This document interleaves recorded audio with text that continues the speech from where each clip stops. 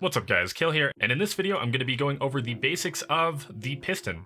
This is the crafting recipe for a piston. You need 3 wood, 4 cobblestone, an iron, and a redstone. It is one of the more complex crafting recipes, but thanks to the crafting book that was added, you should have no problem remembering this crafting recipe. And then to craft a sticky piston, simply combine a slime ball with a regular piston. Now you notice that my resource pack for sticky pistons is slightly different from what the vanilla texture is, and that is because I'm using vanilla tweaks. If you want to see me do a full video on the vanilla tweaks resource pack and things that it adds, such as the sticky piston sides, leave a like on this video. In short, pistons can push or pull blocks like so. If you use the debug stick, you can change the block state, and as you can see, there are 2 parts to a piston, the piston base and the piston head. Now in Java Edition, whether or not the head is sticky or not is based on block state, whereas in Bedrock Edition, they use 2 separate block IDs. They can push up to 12 blocks. This includes when you take into account slime or honey blocks.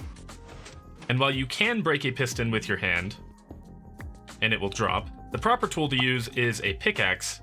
Some of the things that pistons cannot push are bedrock and beacons, barrier blocks and respawn anchors, obsidian, both crying and regular, enchanting tables and jukeboxes, lodestone and extended pistons, and spawners. One of the weird ones is glazed terracotta, and while it can be pushed, it can't be pulled. Now the following can be pushed in Bedrock Edition, but in Java Edition they cannot be. This includes barrels, chests of any type, double chests, which if we were in Bedrock, this chest would be pushed forward, leaving this one behind. Beehives, bee nests, furnaces of all the types, brewing stands, daylight sensors, and some of the other redstone components, lecterns, and then banners get broken when pushed in Bedrock Edition, as well as signs and campfires. Now some things that are broken both in Bedrock and Java when pushed by a piston include bamboo, beds, buttons, cactus, cake, pumpkins, whether they're carved or jack-o'-lanterns or whatever, melons, the dragon egg, chorus fruits and chorus plants, cocoa beans, doors, the dragon egg again, sugarcane, water source blocks, lava source blocks, and shulker boxes. Now the shulker box breaking mechanic is something that I use in both the shulker box loader and unloader tutorials, so if you haven't checked those out, consider doing so. Anvils can't be pushed or pulled in Java Edition, but they can in Bedrock Edition. However, you can push an anvil in Java Edition only when it is in the falling state. And other blocks that are affected by gravity, such as sand, gravel, red sand, and concrete powder, will be pushed but will fall if unsupported. Now there are plenty of other blocks in Minecraft, and if you aren't sure if a piston can push it or pull it or whatever, drop into a creative test world, try it out, and if it works, it works. If it doesn't, it doesn't. A line of redstone does not turn into a piston to power it. Therefore, in order to power a piston, it must either be powered from one of the sides or from the back.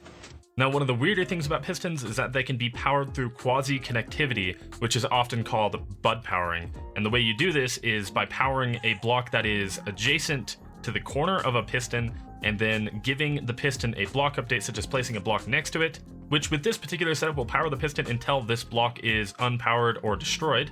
There are some pretty complex things that come with quasi-connectivity and bud powering, such as this block update detector, which is what BUD stands for. And if you want to see a full video on that, I will be working on one sometime in the future. Unless you are from the future, in that case, here's that video. All you need to know for this video is that quasi-connectivity happens, and it does some pretty weird stuff. A redstone repeater cannot pass a redstone signal through a piston because it is considered a transparent block.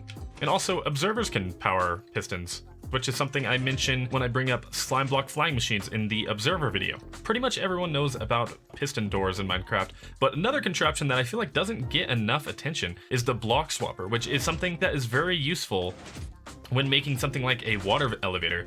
And they're pretty simple. You can pretty much build it from this screenshot right here. I'll move around a little bit, that way you can see all of the components to this. You could even replace this button with a pressure plate if you wanted, and then you could create a tube here with like signs to keep the water from going out, and then you have a water elevator. But anyway, that's all I have for this video. How will you use pistons? Was there anything you learned or anything you think I missed? Let me know down in the comments, as well as any suggestions for future videos. I just wanted to say a huge thank you to my patrons. You're a huge help to me, as I'm not yet able to monetize on YouTube. Leave a like on this video, subscribe if you aren't, and I'll see you the next time I see you. Bye-bye.